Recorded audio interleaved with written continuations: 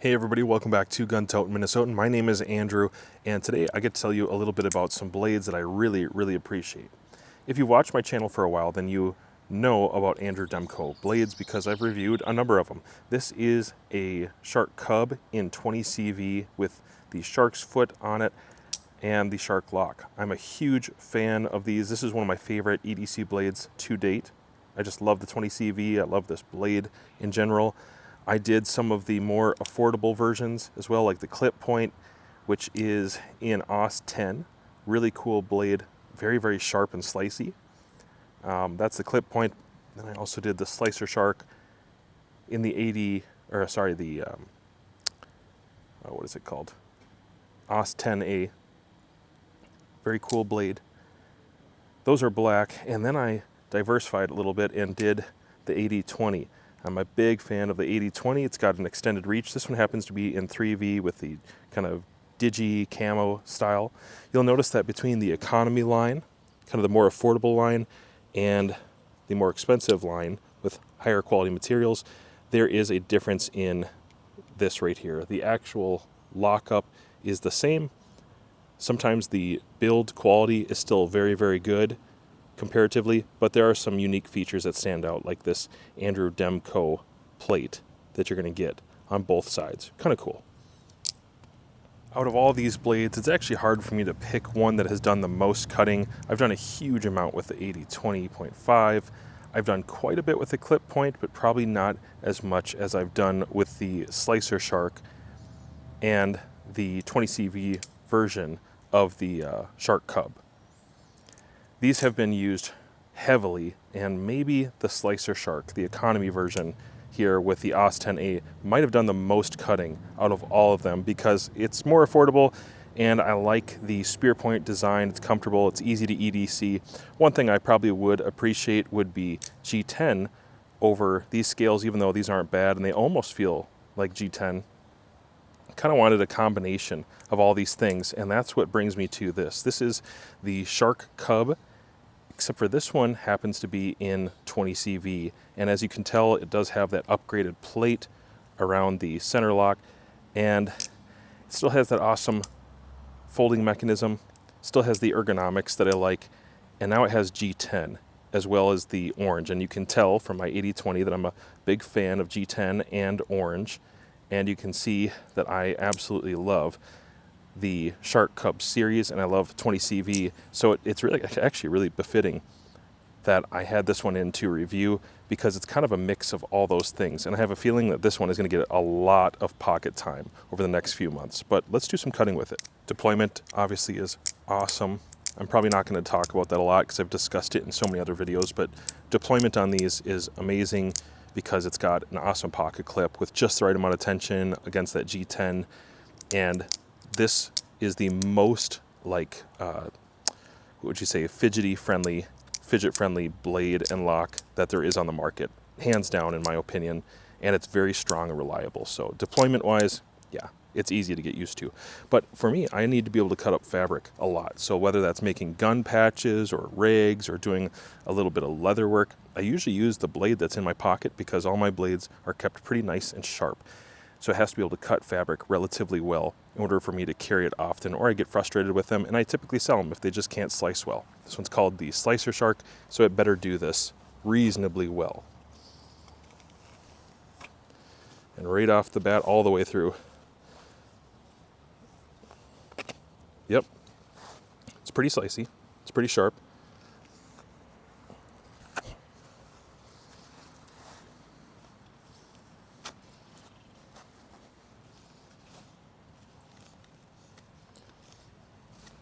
Through the pocket, definitely slicey. Let's do a little bit of a penetration test here.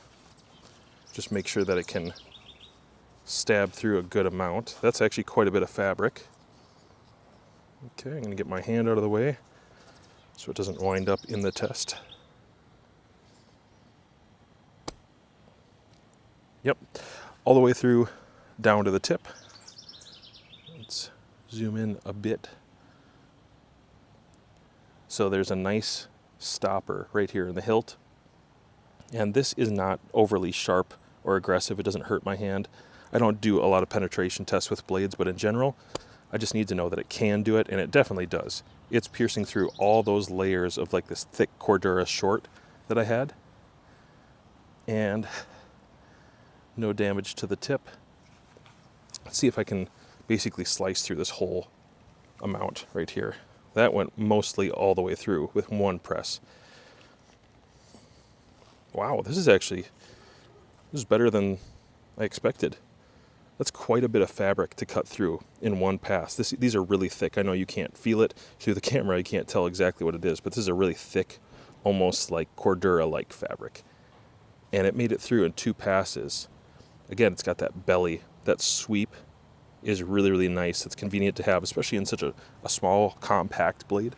Having the ability to do that just adds to the versatility. And if you look at the way that this meets up, even with that hilt, which prevents it from touching down, it still has enough belly to make a sweeping kind of gliding cut like that. And you can use the tip all the way through. Next, let's do some actual slicing of cardboard. Test out that 20 CV and how it handles just single thick cardboard. A pretty good portion of it to cut up today. See how it slices through. Oh yeah. Very slick. Let me back up a little bit so you can get a better picture of this.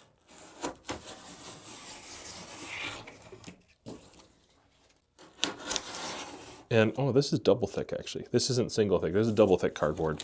It definitely slices through like it's single.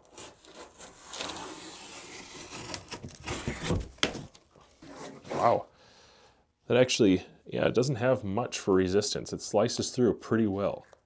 For whatever reason, I thought it was a single thickness, but it's a double thickness. And it slices through as if it were a single thickness. Now the clip point version of this, I think has a more acute edge. That would just be my opinion of it so far. But the Slicer Shark version has a grind line right here. I think you can see that, pick it up here. This grind line, and then it comes down to kind of a V edge. But it's a little thinner behind the edge than I originally had thought when I was first looking at it. So it doesn't really struggle with getting a good bite and slicing through. As long as I'm doing a draw motion on the cut, it does really well. It may not want to press cut as well as some, but that's not so much a concern for me. As long as I can slice it through just like that, it does really, really surprisingly well. For such a small blade, I've had bigger blades that didn't have that kind of performance. And it's actually pretty comfortable. The handle in general, running that G10, you know, G10 is hit and miss. This one happens to be a little bit smoother. It does have a good texture to it, but it's a little bit smoother, so it's not extra aggressive on the hands. The jimping can be hit and miss, and again, this isn't extra rough on the hands. It's kind of like what I would call functional jimping. Okay, here's some weather stripping, and it's got like a really thick reinforced rubber bit in here, maybe some silicone and foam, and this is usually really hard to press cut. And I'm just going to press against, actually it snapped, yeah, it kind of popped that cut pretty easy. Because of the belly, I can rock back and forth.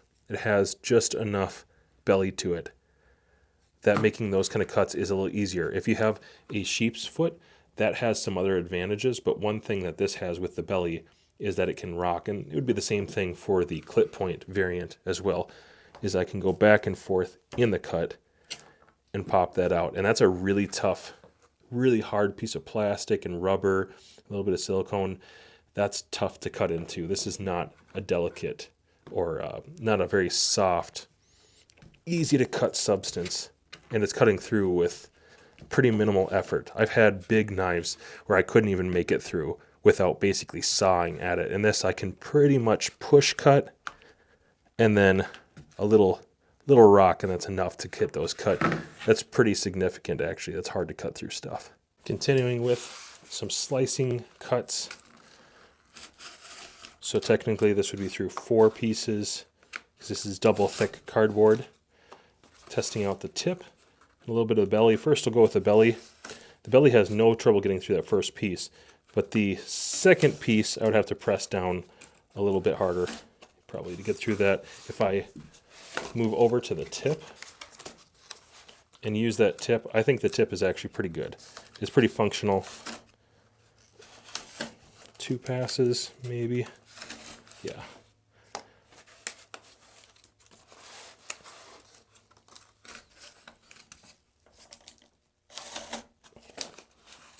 Yeah, if I put the effort into it, I think it probably would. It's just not going to be as natural. It's not going to slice like a box cutter, but it's not too far off. I can do these single sheets pretty well, and the only difference being is that I have a soft medium underneath. So cutting against this cardboard, it kind of takes some of the pressure out of the cut. It's sharp enough that I want to be really careful with my fingers because I feel very little resistance when I'm actually dragging through. It's just mostly getting the cut started rather. Yeah, that's really sharp still. And this steel, this 20CV it's impeccable. I really like 20CV because I can basically cut, and then strop on something as simple as cardboard. And I find it pulls the edge back really quickly. One of my favorite steels to strop actually has been 20CV. It takes just a hair popping edge after a strop, and I'm right back to doing stuff like this on EDC blades especially. Okay, I've got a small amount of corrugated material here, kind of a hard plastic, going through against the grain. It's nothing. Going with the grain, don't even feel it. Let's see if I can get you in frame here. Maybe you need to see it this way. I don't know if I'm doing a good job of showing you just how smooth, like very low effort to push through that at all. And cutting cross grain, like I don't hardly have to push the knife. Just glides right through. As long as I don't cut with a choil. Obviously there is a little bit of a sharpening choil there, and if I get hung up on that, it's going to stop it, but if I stay on the edge, hardly even feel it. Very well done there. What you're looking at here is hard, thick plastic. I'm not actually sure how I'm going to be able to do against these two pieces. These are really, really thick. Like I might have to practically baton the knife to get it through some of this, but I figured it's a good enough test. Let's find out if I can do anything against this. Yeah, most of the way. It had a little snap there, but it actually sliced through most of the way on that plastic. Let's see, can I press through it? Definitely. Yeah, actually, I'm all the way into the wood. From the factory, guys, these Demco blades come razor sharp. I've never had an issue with a Demco blade from the factory. One thing I appreciate about these is, although it's a V-grind at the end, it's got enough to it. They reduce the angle on that, so it is very slicey. If it was a stronger edge, it just wouldn't probably perform the same way. And I know some people want just, really an aggressive edge or a really, really almost dull edge for basic use. And I like something in between. I feel like this is in between. So it's not hyper aggressive to the point where it's going to dull out too fast. And then it's also not so robust that it can't hardly slice. I think it's really in between. And they did a good job of choosing that for 20CV because this stuff strops back amazingly well. And I'd like to keep it in a condition where I can just hit it up at the end of the day and strop it back after doing something against, an abusive medium like plastic or wood. This is really thick. I don't know that I can even get through this. Wow, actually, oh, that's a really durable, hard piece of plastic, and it's cutting through that. Not too difficult. Not putting a huge amount of pressure in my hand to make that cut. That's excellent.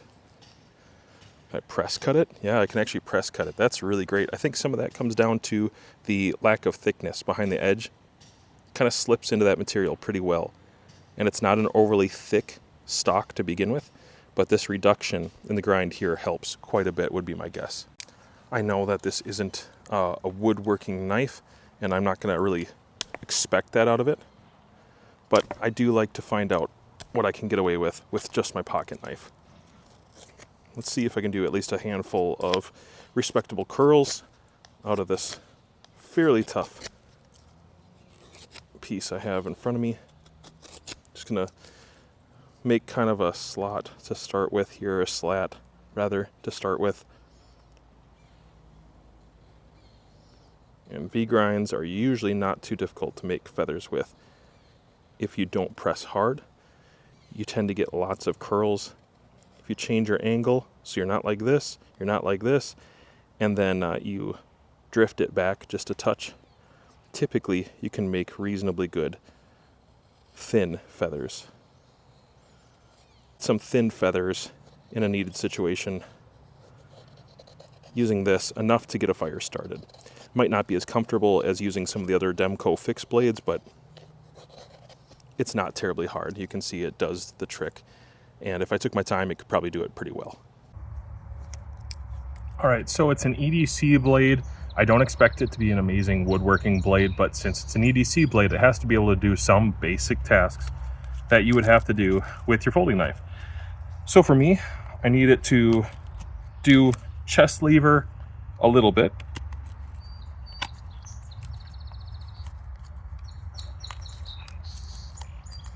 Without the lock fracturing or folding in any way, and no wiggle, and that was completely comfortable to press through for that little cut there, and the lock itself did not move around. The blade is not wiggly. There's no blade play in this particular model at all.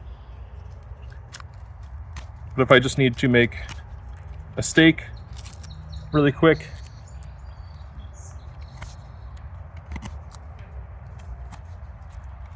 it's plenty comfortable for that.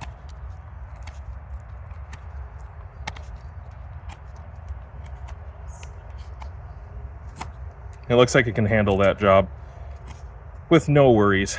It's actually relatively, yeah, I think it's the belly. It's relatively natural because of that belly and that sweep.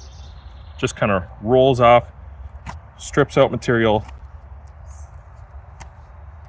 And I like that blade shape, kind of that spear point blade shape in my Bushcraft knives anyways, so there's a little bit of a similarity there.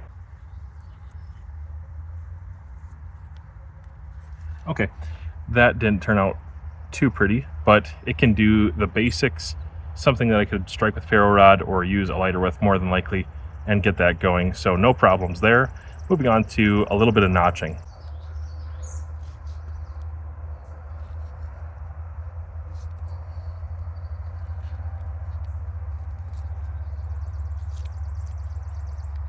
Okay, so I made an X pattern notch with a couple stop cuts in there so I can cut back and cut forward without going too far,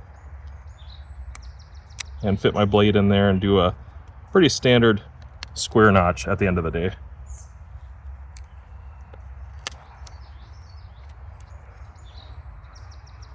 Knife X cuts sinks in relatively well.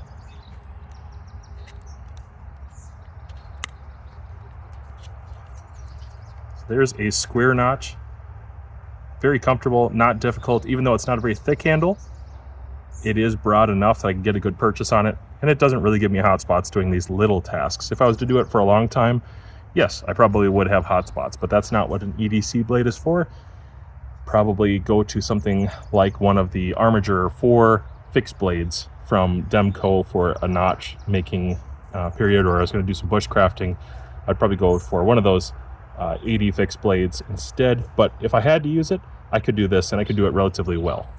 Here I've gathered a little bit of broadleaf plantain. So if you were going to be making something and working with this in the kitchen, and you needed to process the plantain a little bit before eating it, obviously that belly allows you to cut relatively well. I don't have a perfect even flat cutting board surface underneath this, but I can still cut out strips with no issue. If you had maybe a Tonto or some other blade styles, you might just have more difficulty doing a task like this, but because of the belly, the slicer shark gives you a lot of opportunity to rock the blade or change the angle and find the most functional slicing bit to get through things, especially against a flat surface like a cutting board.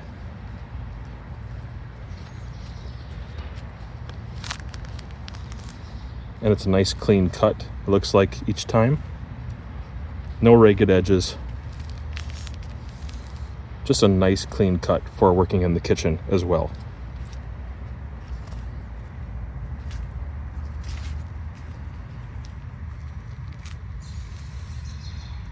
Yeah, really nice clean cuts actually. In my experience, 20CV does not struggle with cutting plastics. It does pretty well. But let's go ahead and cut this zip tie. Oh my gosh, it's just like butter. And normally these are heavy duty zip ties. These aren't the light ones. These are more like for mechanical devices and reinforced zip ties. Let's cut through 2 portions. Yeah, even that was not difficult at all. Sometimes with a fatter edge, it will pop the cut and they'll kind of explode apart, and then with a slicier edge, you're pushing through the material. This one is pretty slicey and I push through the material, and very low resistance. It's not difficult to get through that at all, and I don't believe this is going to do any damage to the edge. Get a good flat spot here. Let's do one more cut, and then I'll just review, take it in a little closer. So I've done wood, I've done a mild amount, like a little bit of aluminum so far in cutting, some reinforced braided wire, rope, paracord, string, done some food, kind of a lot of wood actually, a lot of wood, and plenty of plastic at this point. And I'm telling you, that edge looks just fine to me, but let's go ahead and test it to see if it's shaving sharp. Let's see, I'm gonna back out a little bit.